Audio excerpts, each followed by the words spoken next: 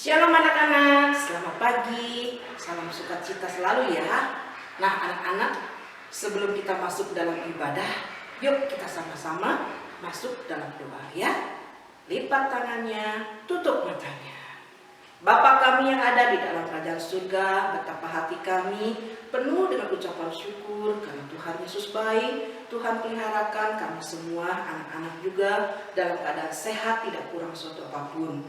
Pada saat ini kami semua anak-anak sudah siap mengikuti ibadah online. Tuhan berkati ibadah online ini, sertai urapi dengan Roh Kudus Tuhan. Tuhan pimpin dengan pertolongan-Mu supaya ibadah online ini menjadi berkat bagi kemuliaan nama Tuhan. Dalam nama Tuhan Yesus kami siap untuk mengikuti ibadah online ini. Dalam nama Tuhan Yesus kami berdoa dan mengucap syukur. Haleluya. Amin. Nah anak-anak, sebentar kita sama-sama ya akan memuji, menyembah Yesus Tuhan. Keluarkan suara kita, karena Tuhan Yesus Kristus adalah Raja di atas segala raja, layak disembah, layak dipuji. Yuk kita sama-sama ya, bersama-sama memuji, menyembah Yesus Tuhan.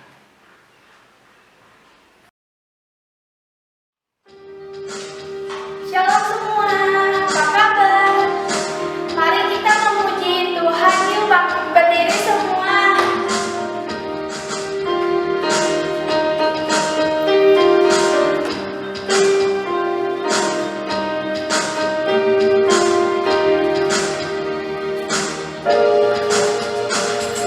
Kasih Yesus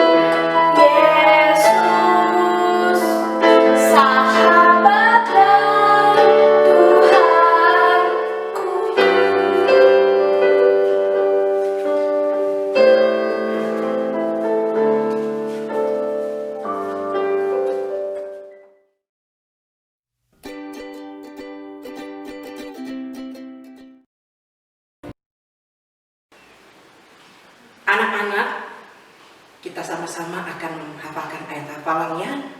Ayat hafalan dari Matius 22 ayat 39b. Kasihilah sesamamu manusia seperti dirimu sendiri. Matius 22 ayat 39b. Kasihilah sesamamu manusia seperti dirimu sendiri. Ya, apakah ya anak-anak? Anak-anak, kita akan sama-sama baca Alkitab ya. Dari kitab Kejadian 24 ayat 1 sampai 67. Simak baik-baik ya anak-anak.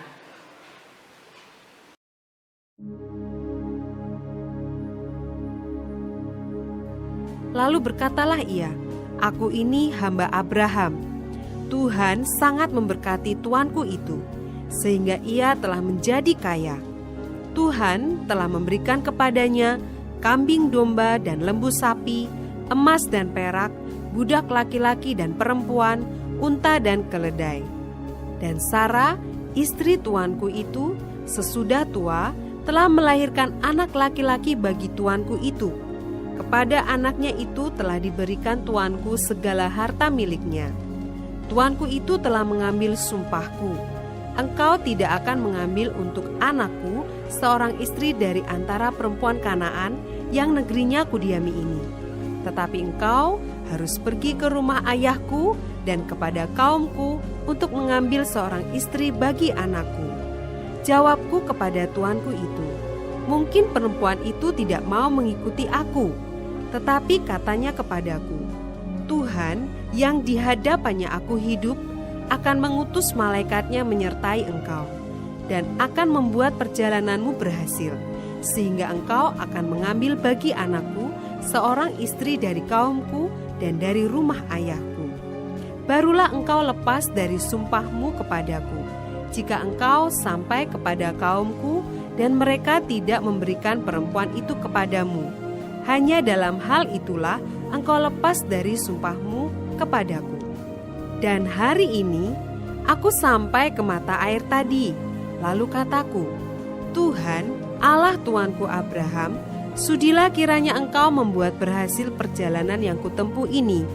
Di sini aku berdiri di dekat mata air ini. Kiranya terjadi begini, apabila seorang gadis datang keluar untuk menimba air, dan aku berkata kepadanya, "Tolong, berikan aku minum air sedikit dari buyungmu itu." Dan ia menjawab, "Minumlah, dan untuk unta-untamu juga akan kutimba air."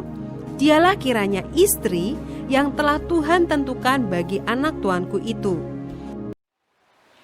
Anak-anak, pada pagi ini Tante akan membawakan cerita firman Tuhan dengan judul Menemukan Teman yang Benar. Anak-anak, Tante akan mulai bercerita ya. Bapak Abraham ini sudah lanjut umurnya, sudah tua. Tapi Bapak Abraham ini diberkati dalam segala hal. Suatu hari Bapak Abraham melihat Ishak anaknya. Wah, Ishak, anakku sudah tumbuh dewasa. Sudah waktunya dia memiliki seorang calon istri. Lalu Bapak Abraham ini memanggil Eliezer, seorang hambanya yang paling tua di rumahnya. "Pak Eliezer, kemarilah." Lalu Pak Eliezer menjawab, "Ya Tuanku, ada apakah gerangan?" Lalu Bapak Abraham berkata kepada Eliezer, "Eliezer, engkau tahu anakku Ishak sudah dewasa, sudah membutuhkan calon istri, teman yang baik. Coba kamu pergi cari seorang perempuan yang baik untuk Ishak anakku. Tapi ingat Eliezer, kamu tidak boleh mencari perempuan Kanaan, tetapi kamu harus mencari perempuan yang di tanah Haran, di tempat sanak keluargaku." Anak-anak, Eliezer mentaati perintah tuannya. "Baik Tuanku, akan aku lakukan." Lalu Eliezer bersiap-siap menyediakan 10 unta. Anak-anak bukan sedikit, 10 unta. Dan setiap unta itu diisi dengan emas, perak, barang-barang berharga. Karena Bapak Abraham ini sangat kaya. Lalu Eliezer ini pergilah bersama rombongan, bersama dengan 10 untanya. Dan akhirnya anak-anak, tibalah di negeri haram di Nahor itu. Nah, Eliezer berkata, berhentilah unta-untanya, suruh istirahat. Dan Eliezer melihat ada sebuah sumur di situ. Nah, dekat sebelah sumur itu, Eliezer merasakan, aduh, aku kebingungan, di mana ya mencari perempuan yang benar-benar yang cocok, teman yang baik untuk Ishak. Anak-anak Eliezer kebingungan. Lalu Eliezer itu apa? Dia berdoa kepada Tuhan. Tuhan, kiranya tunjukkan supaya apa yang anakmu lakukan ini berhasil.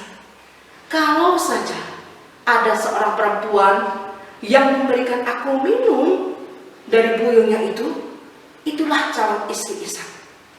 Nah, anak-anak, tiba-tiba datanglah seorang perempuan yang cantik. Dia menimba air, ditaruh di buyungnya.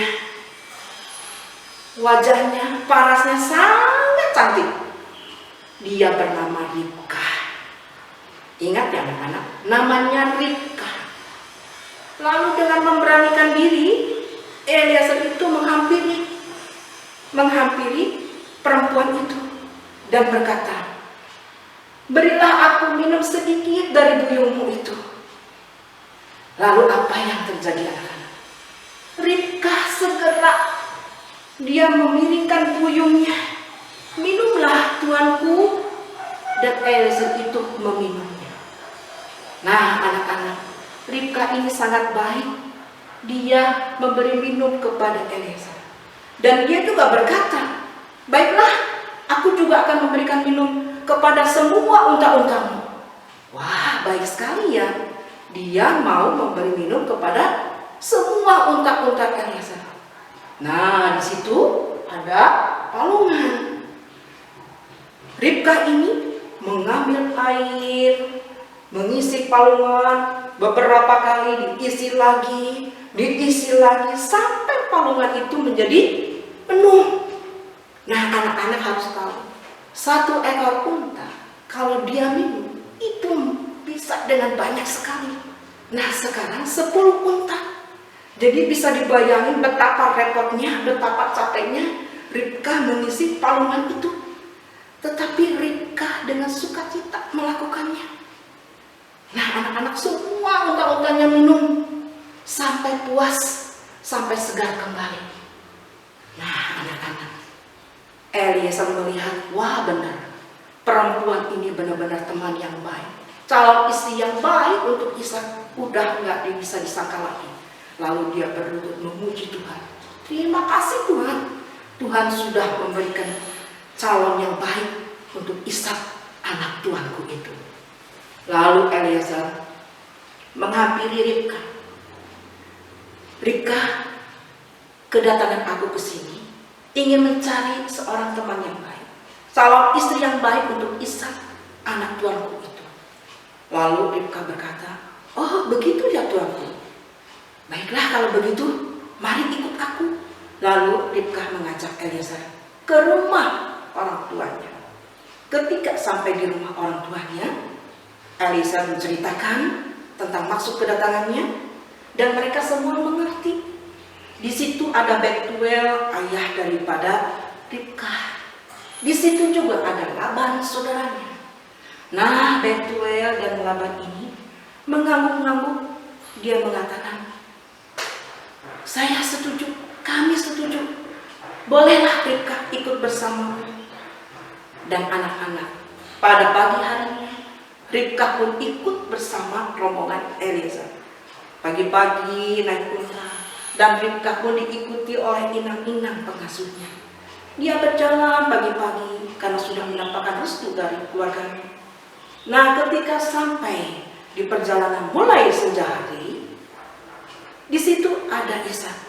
Ishak sedang berjalan-jalan di padang. Dia melihat, loh, begitu banyak unta-unta yang datang. Siapakah mereka? Itu yang dipertanyakan Ishak. Dan di dalam perjalanan di unta itu, Ribka juga bertanya kepada Eliezer, Pak Eliezer, siapakah itu orang itu? Itulah jodohmu. Itulah Ishak. Oh, itu Ishak. Lalu semakin mendekat unta itu, lalu turunlah Ribka. Lalu Ishak mengambilinya dan akhirnya bertemulah mereka. Mereka ini saling, begitu pertama juga saling sudah mulai mencintai, sudah mulai cocok. Karena apa? Karena itu yang dipertemukan oleh Tuhan. Nah, anak-anak, ketika mereka mendapatkan restu dari Tuhan, pernikahan mereka juga diberkati Tuhan. Dan anak-anak ingat, Ishak hanya mempunyai satu istri, Ribka, satu untuk selamanya. Wow, luar biasa ya. Nah, anak-anak, pada saat ini Tante akan mengupas, kasihilah sesamamu manusia seperti dirimu sendiri. Itu ayat apa? Siapakah sesamamu itu? Anak-anak, sesamamu itu teman-teman, saudara, keluarga, itulah sesama. Dan dikatakan oleh firman Tuhan, kita harus mengasihi sesama. Seperti Ribka mengasihi sesama, walaupun belum mengenal Eliezer, dia dengan tulus hati, dengan tindakan kasih, dia memberi minum dan juga memberi minum unta-untanya. Ribka memiliki hati yang suka menolong, hatinya rela berkorban bercapai-capai, mengisi palungan itu. Nah, anak-anak, kita juga sebagai anak-anak Tuhan, kita harus mengasihi sesama. Mengasihi sesama juga dengan tindakan, tidak hanya dengan perkataan saja. Mengasihi sesama dengan tindakan perbuatan kita, seperti Ribka. Nah, anak-anak, Tante juga akan memberikan cerita atau gambaran yang luar biasa. Anak-anak tahu siapakah teman yang terbaik sedunia? Betul, Tuhan Yesus. Dialah teman yang terbaik buat kita semua. Coba kita lihat. Di sini ada salib Yesus. Salib Yesus. Tuhan Yesus mati, disalib, bangkit, naik ke surga. Untuk siapa? Untuk kita semua. Karena Tuhan Yesus mengasihi kita semua. Dia mau mati disalib untuk menebus dosa kita, supaya kita dijauhkan dari segala hukuman dosa. Anak-anak lihat, Tuhan Yesus disalib yang waktu tegak lurus ini vertikal. Jadi Tuhan Yesus lebih dulu dari surga turun, mati disalib untuk mengasihi kita, untuk menebus segala dosa-dosa kita, untuk menyelamatkan kita. Dan kita pun juga, anak-anak harus demikian. Anak-anak juga harus mengasihi Tuhan terlebih dahulu.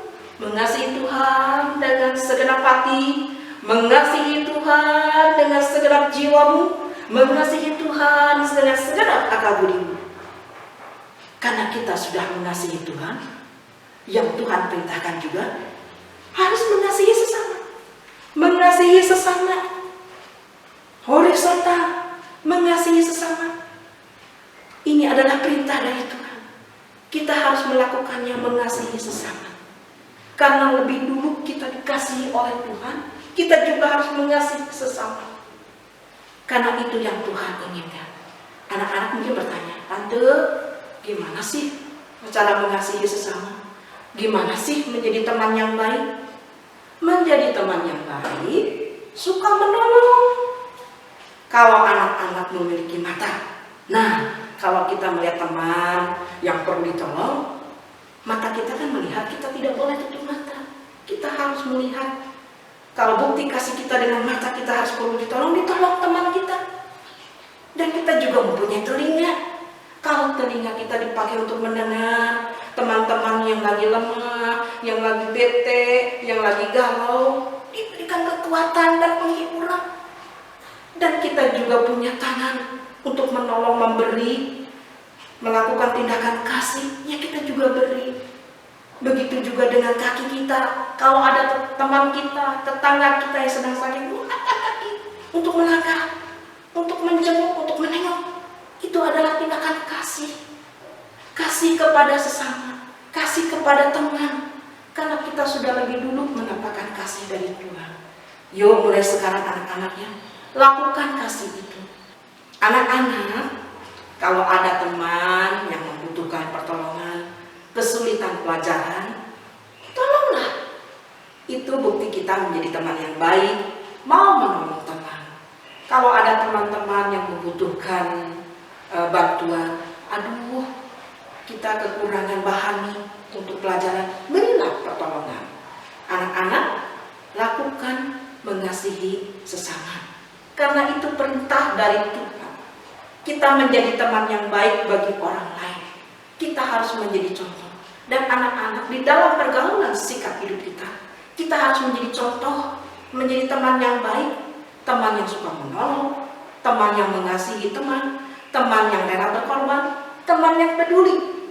Nah, itulah yang diinginkan oleh Tuhan, mengasihi sesama. Nah, anak-anak, sebentar kita sama-sama ya akan menyaksikan videonya.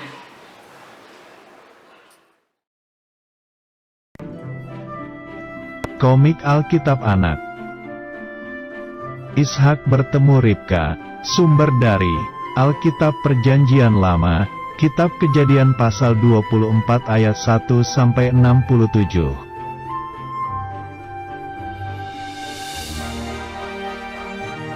Bapak Abraham mempunyai anak bernama Ishak. Ishak sudah tumbuh menjadi orang dewasa.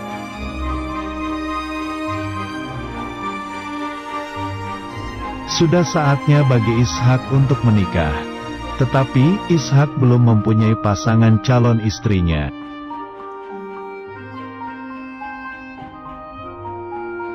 Lalu Bapak Abraham memanggil Eliezer hambanya dan menyuruhnya mencari calon istri untuk Ishak.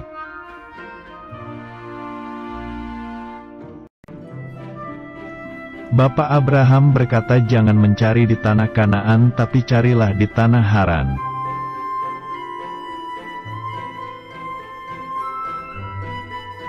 Berangkatlah Eliezer beserta rombongan membawa 10 unta dan Tuhan menyertai perjalanannya.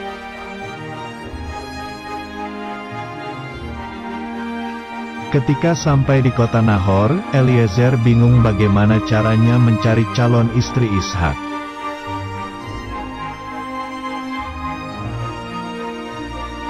Eliezer bingung menemukan calon istri Ishak karena tidak tahu yang mana, lalu Eliezer berdoa.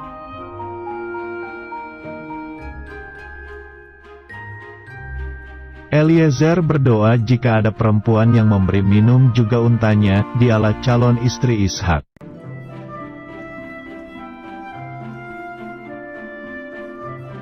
Tiba-tiba datanglah seorang perempuan yang sangat cantik bernama Ribka.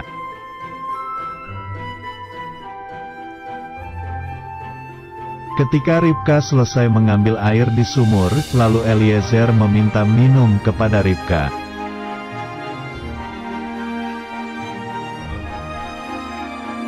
Ternyata Ribka memberi Eliezer minum dan juga unta-untanya minum sampai puas.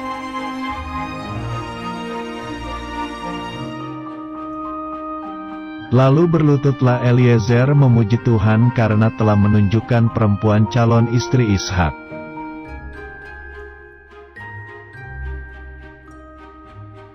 Ayah Ribka, Betuel dan saudaranya Laban mengizinkan Ribka pergi menuju tanah Kanaan.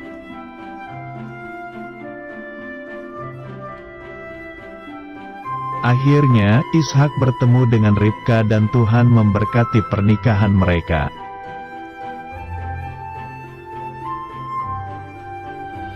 Ayat hafalan. Olehmu semua kaum di muka bumi akan mendapat berkat. Kitab Kejadian pasal 28 ayat 14.